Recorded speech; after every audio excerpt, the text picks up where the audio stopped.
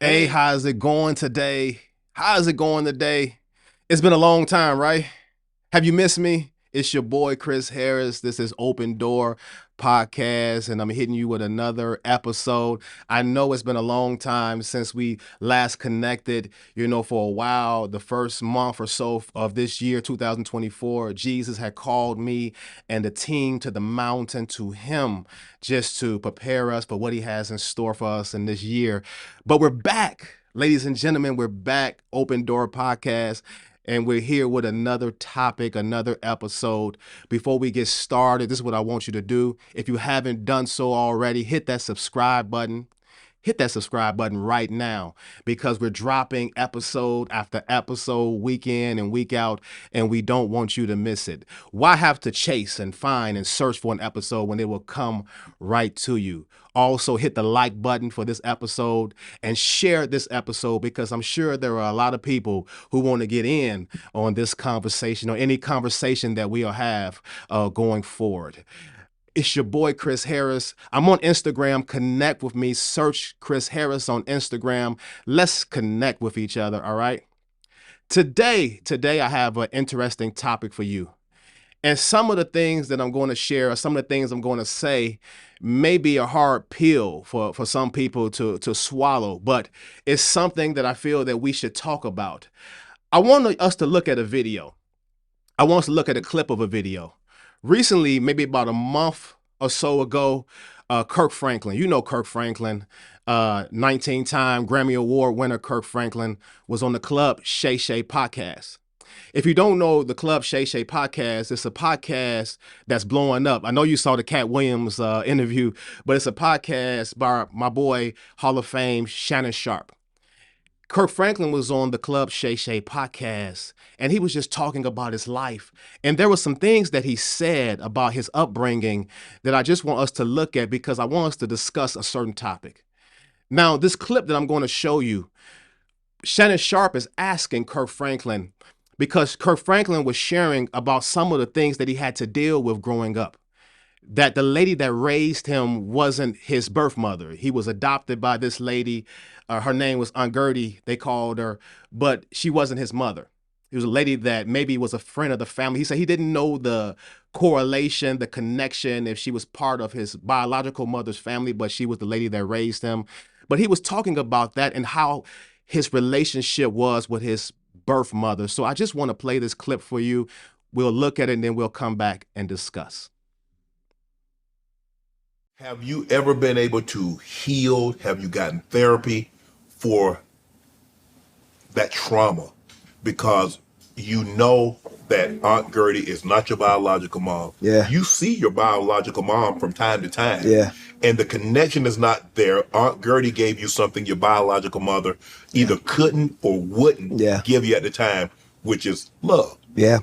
Now, love in our community back then meant something different. It wasn't hugging and kissing. You got a roof over your head, you got clothes, you got food. That's love. That's love. But Aunt Gertie gave you something that your biological mom either couldn't or didn't. Yeah. How has that shaped you into the person, the man that you are today?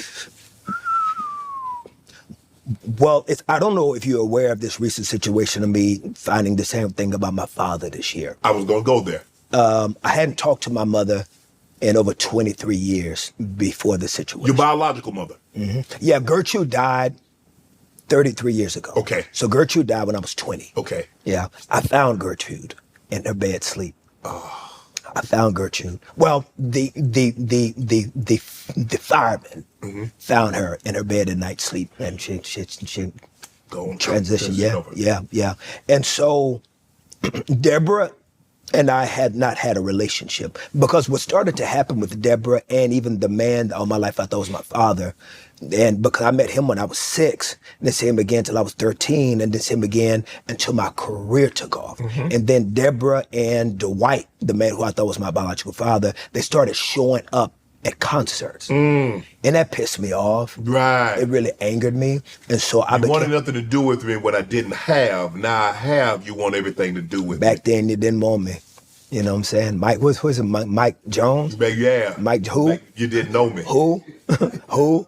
Yeah, so, you know, it it was very painful for me. Okay. And so up until this year. So I want to pause it right there before I play the rest of the clip. Shannon Sharp is asking Kirk Franklin, how or have you dealt with the trauma? And the trauma he's talking about is that knowing you're adopted and this lady is raising you, and she's doing the best job that she can. She's raising you, and but there are certain things that she can't give you that maybe your mother could give you. But also the flip side of it is that your biological mother is around. Your biological mother, he was saying that she popped in, and she was growing up, she would pop in here and there. You know, she would make empty promises. She was there. She would come by. He knew who his biological mother was, but she didn't raise him. She didn't seem like she didn't want anything to do with him. So he talked about that as trauma, and how has he ever had opportunity to deal with that trauma? And you can hear it in the voice of Kirk Franklin. He even mentioned in the clip that we just listened to, that, or we just watched, that even the man that he thought was his father, all these years he thought that was his father, the same thing would pop in and out, you know, but really didn't have a relationship with him. He just thought that was his father. Come to find out, that man wasn't his father. So it's trauma for a young man, because you're looking at a lady pop in and out of your life, and you're saying to yourself, man, you're my mother. You carry me in your womb. You nurse me. You had me. Shouldn't there be some connection? Shouldn't it be something that, well, mom would say, I have to have my son. I have to be connected to my seed, to my son. But his mother had nothing to do with him in that way. She would pop in and out, and just seeing her and that resentment that would build up, and just looking at her and say, why doesn't she want me? Why doesn't she love me? Because that's the natural effect. That's what you would naturally feel when you just see this person and you say, you're my parent, but you don't want anything to do with me. And then he said that all of a sudden, now that I become bigger, now that I'm made a name for myself, now that I'm Kirk Franklin, and now you want something to do with me. Wait a minute. You didn't raise me. All these years I needed a mother. You know, when a mother should have been there to nurture me and do the things that a mother was supposed to do. You weren't there. But now that I'm making money, now that I have the fame, now that I have the name, now all of a sudden you're showing up in my concerts trying to connect with me. And Kirk is not dumb. Excuse my language. Kirk is not dumb. He's like, look, now that I'm making it, now you want to be a part of my life. So you can feel the hurt, and you can feel the pain as Kirk Franklin talks about it. Let's finish the clip. Yeah, so it was very painful for me. Okay. And so up until this year, I hadn't talked to Deborah I haven't talked to Deborah in over 23 years. So how did the conversation come to be that Dwight wasn't your biological father? At a funeral this year that was had at a church, there's a young lady that sings in my group whose daddy was a pastor at that church. Okay. The funeral was for a lady who is my aunt. She's the sister of Deborah. Okay. I didn't go to the funeral because I knew Deborah would be there, so I didn't go. Okay. At the funeral, and I'm telling you everything I was told, at the funeral, there was a guy there who was close friends to the pastor. Mm-hmm. That guy's name is Rick. Rick went to the funeral because the lady that died was a member of that church. Correct. When Deborah, my biological mother, was at the funeral as well, it was said that Rick said to the pastor, oh, I didn't know that Deborah and the young lady that died, that they were sisters. And then he goes on to say, I used to mess around with Deborah when I was a kid. He said that in the church? He said it. Oh, did they talk? Whoa. You ain't been to black church in a while, have you? Yeah, but they don't normally share secrets like that. Yeah. You need to start coming on back to black. No, I better not go back there. They might share some of my secrets. I ain't going over there.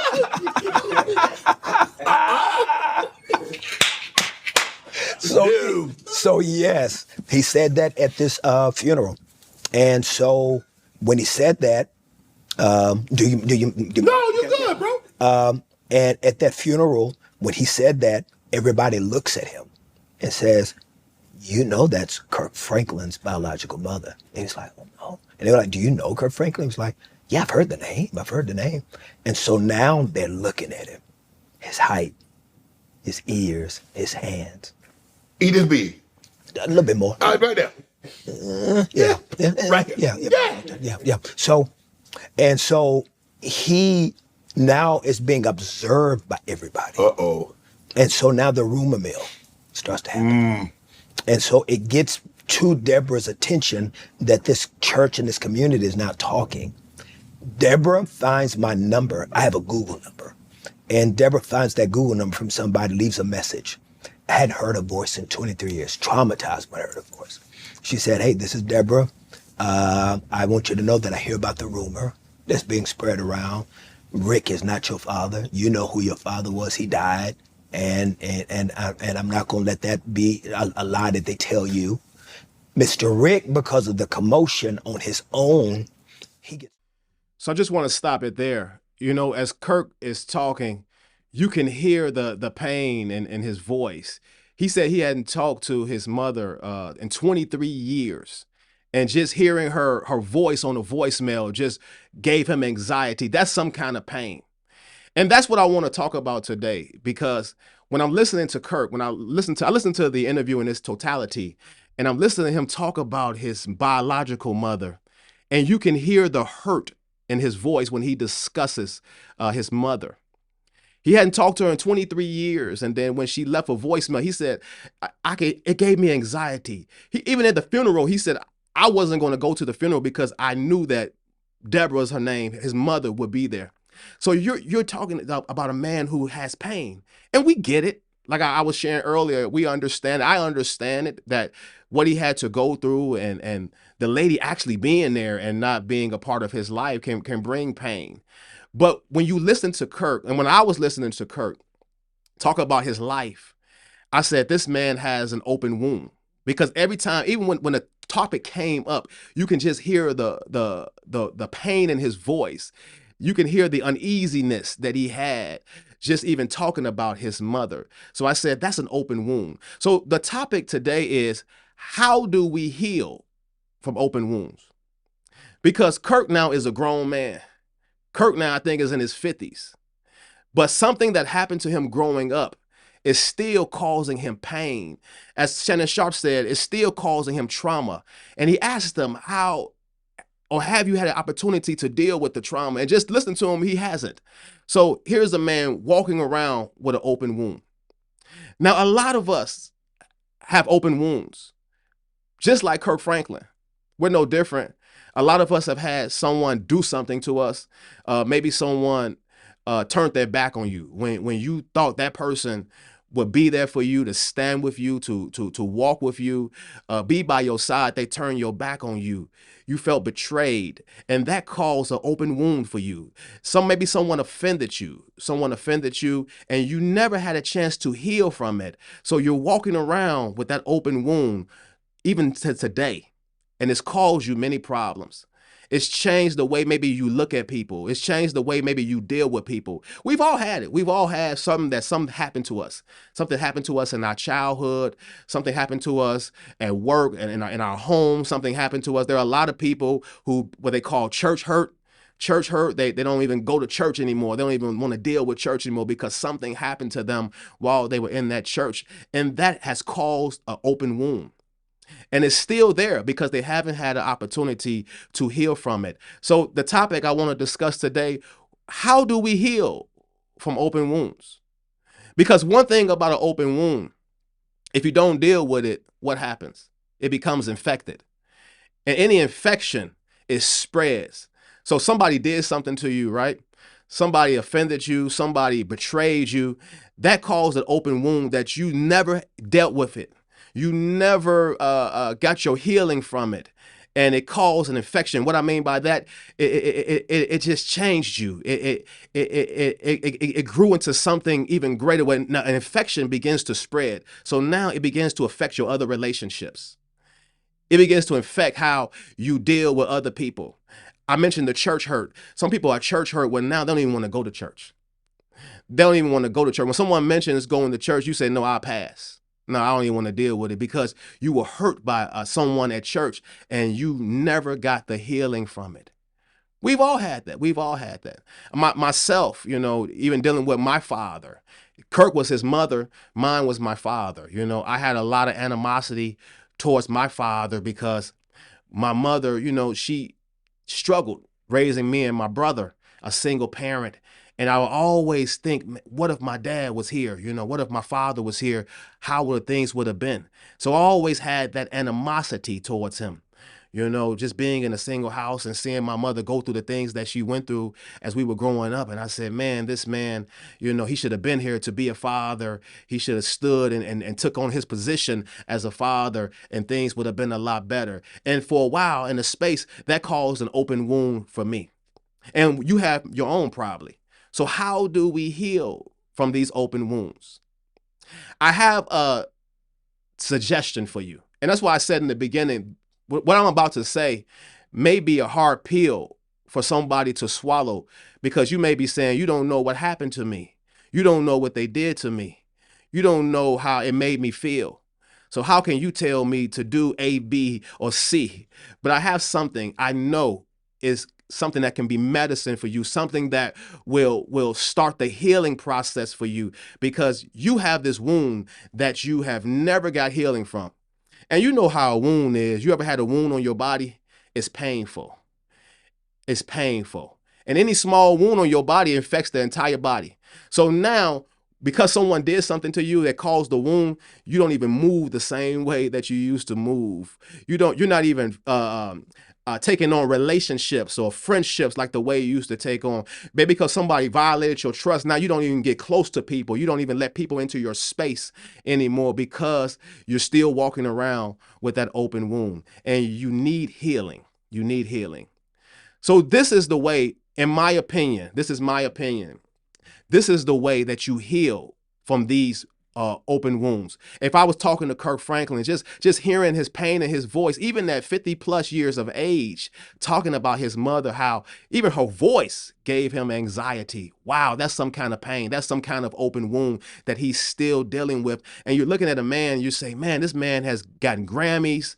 This man has had the success, the impact that he's had, but he's still walking around, even with that, with an open wound. And you just can imagine that if he had healing from that wound, how much more he could do, or how further he could go. But this is the suggestion I would have for you. If you're dealing with an open wound, if someone has hurt you, if someone has betrayed you, if someone has offended you, if someone has left you hanging, whatever they did to you that has caused that open wound, and you haven't had an opportunity to heal, you're still walking around with it, here's how you start the healing process. You ready?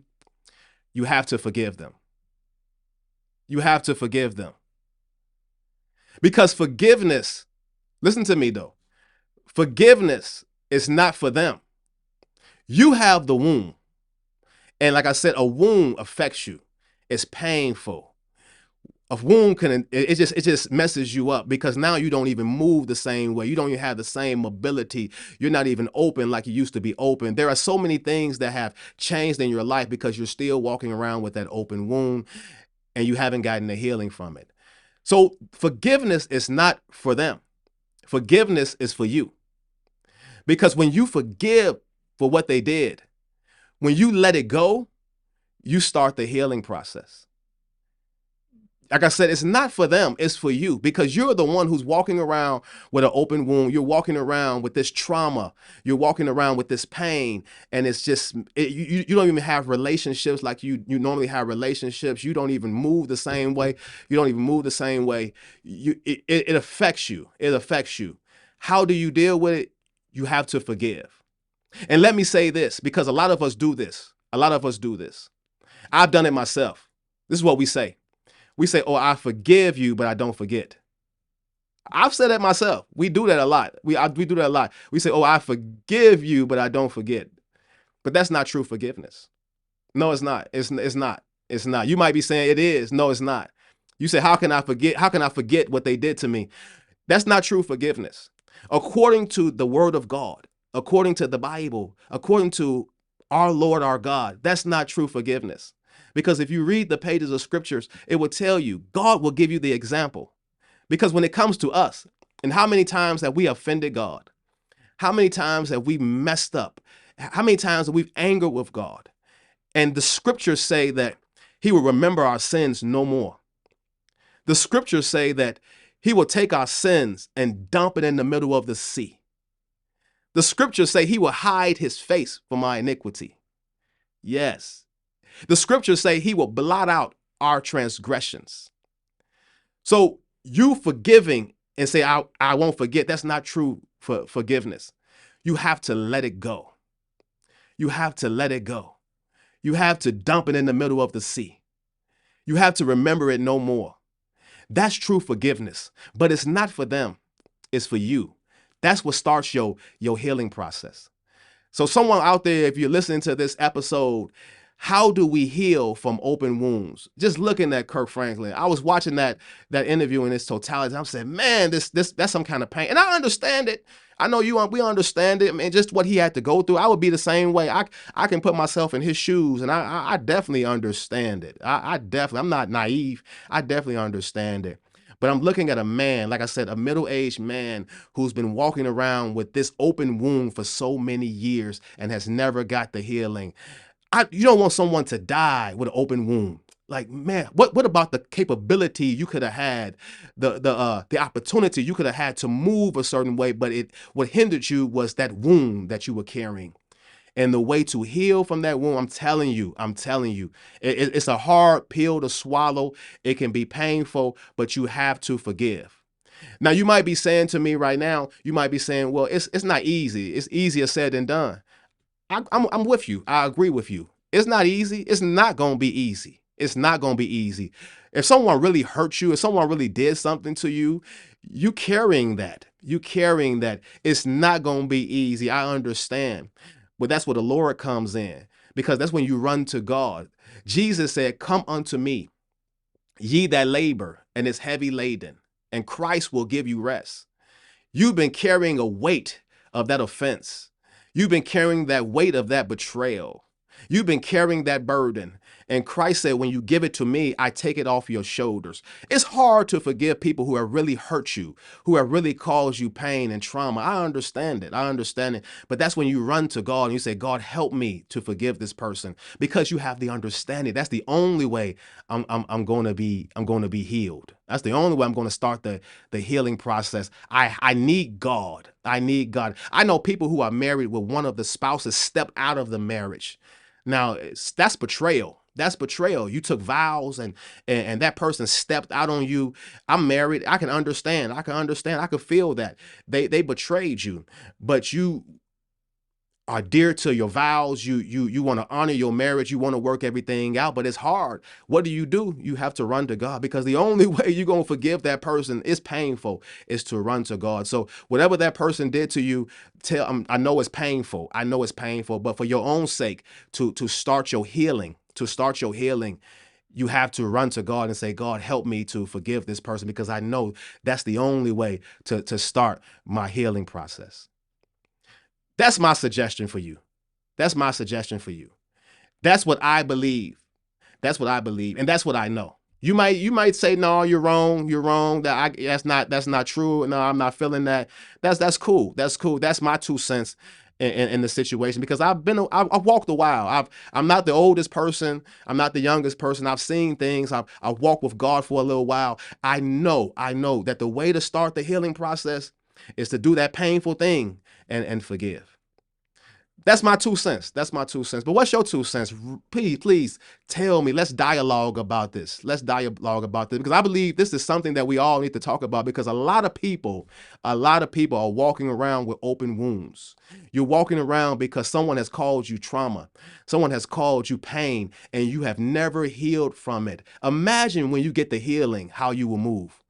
But how do you start the healing process? That's all I have for you today. This is your boy, Chris Harris. Remember, like this episode, share it. Before I go, let me get a shout out to the Dream Team, Blessed Dreams Production, my boy Alfred. Eyes Have Not Seen, my sister Marilyn. They are the producers behind Open Doors. They are the driving force. I love them. I just want to thank you for taking the time to check out this podcast, share it, connect with me on Instagram. Until the next episode, be blessed. Talk to you soon.